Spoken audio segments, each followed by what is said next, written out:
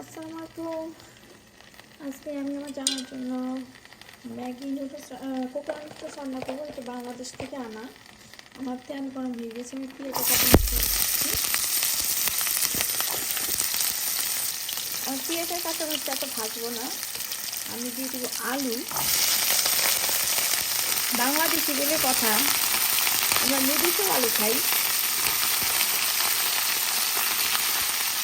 এটা আমার জামাই খুব পছন্দ করে। এখন দিয়ে দেবো একটু লবণ, আর কিছুই না।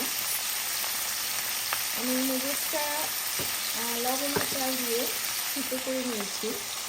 এখানে একটা কোকোনাট নুডলস আছে, ও কাজে যাওয়ার সময় তো নিয়ে যাবে। এটাও খুবই পছন্দের খাবার।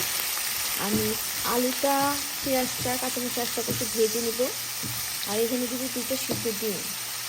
আমার আলু আর পেঁয়াজটা ভাজা হয়ে গিয়েছে। আমি এখন দিয়ে দেবো সিদ্ধ কোকোনাট নুডলসটা।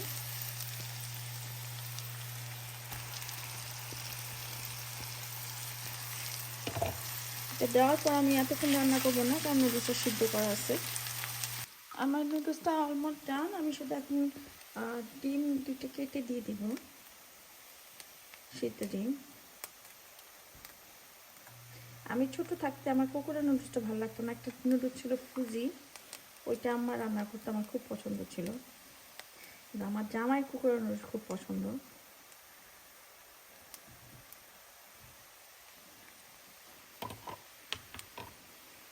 আমার নুডলস রান্নার ডান। এটা আমি বেড়ে নিয়েছি, এইটাতেও নিয়ে যাবে।